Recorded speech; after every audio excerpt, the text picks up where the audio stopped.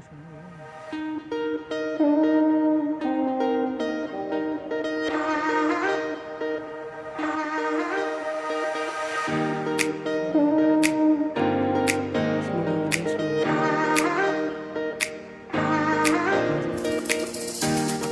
मित्रांनो, माझं नाव आशुतोष गिरी, आशुतोष सी गिरी या चॅनलवर तुमचं सर्वांचं स्वागत आहे. आणि सर्वप्रथम तुम्हा सर्वांना नवीन वर्षाच्या हार्दिक शुभेच्छा. 2020 मधील हा आपला आजचा पहिला ब्लॉग आहे. आणि आज आपल्यासोबत आहेत योगेश भैया.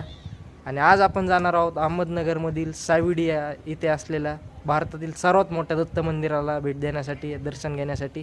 आणि चला तर आता मंदिरात गेल्यानंतर भेटू.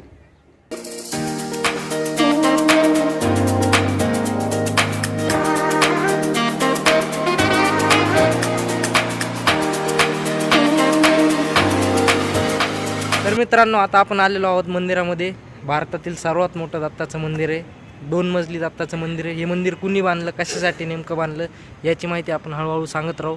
तोपर्यंत ह्या मंदिराचा आपण टायमिंग सांगतो. जे येणार आहेत नगरमधले भाविक त्यांच्यासाठी, सकाळी 7 ते 11:30 दुपारपर्यंत, त्यानंतर दुपारी 11:30 ते 3पर्यंत बंद राहतं. 3 नंतर 3 वाजता उघडतं. 3 ते 6 वाजता एकदा आरती झाल्यानंतर परत रात्री 9पर्यंत मंदिर उघडं असतं. चला आता मध्ये शूटिंग अलाउड असेल तर आपण शूटिंग घेऊ आणि दर्शन घेतल्यानंतर भेटू.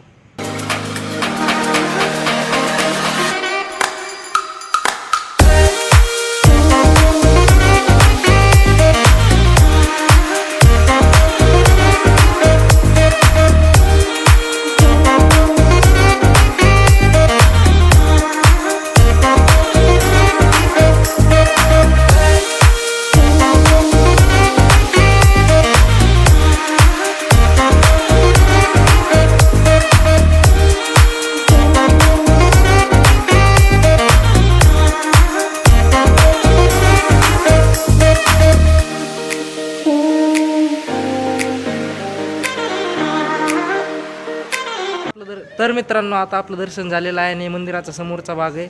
आणि आता आपण दर्शन करून खाली आलेलो आहोत. या मंदिराचे आता तुम्हाला थोडं, तर आता जे आपण बघितलं ते सद्गुरू रामकृष्ण महाराज क्षीरसागर यांच्या पादुकांचं दर्शन होतं ते, आणि त्यांचा फोटो ठेवलेला आहे तिथं.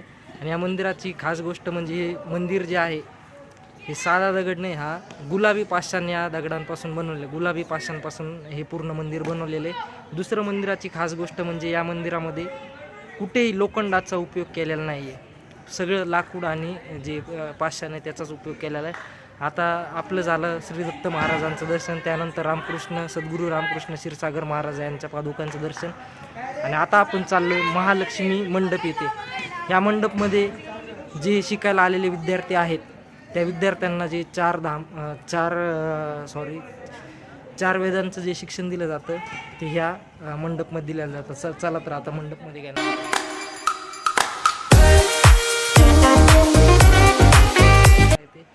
देववृक्ष म्हणजे हिंदू परंपरेप्रमाणे हिंदू धर्मामध्ये 3 झाडांना देववृक्ष आपण मानतो.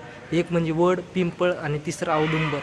या 3ही झाडं एकत्र असे हे झाडं, म्हणजे हे 3ही झाडांचं म्हणजे देववृक्ष म्हणून हे 3 झाडं ह्या एका झाडामध्ये आहेत.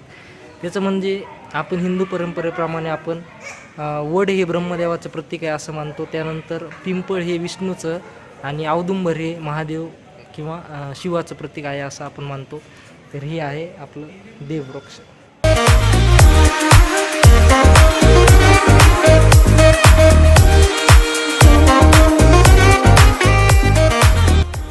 तर ही आहे महालक्ष्मी मंडप. म्हणजे इथं जे वेद शिकवले जातात ते सर्व मुलांना इथं, सगळ्यांना इथं वेद शिकवले जातात या ठिकाणावर.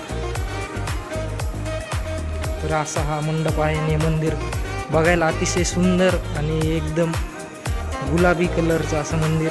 रात्रीच्या टायमाला अशी मस्त लाईटिंग हे असते. तर मित्रांनो, हा होता भारतातील सर्वात मोठ्या दत्त मंदिराचा ब्लॉग. आणि ब्लॉग आवडल्यास, व्हिडिओला लाईक करा, शेअर करा आणि चॅनलला सबस्क्राईब करायला विसरू नका. सबस्क्राईब केल्यानंतर बेल आयकॉन पण नक्कीच दाबा. चला तर भेटू आता पुढच्या ब्लॉगमध्ये. बाय.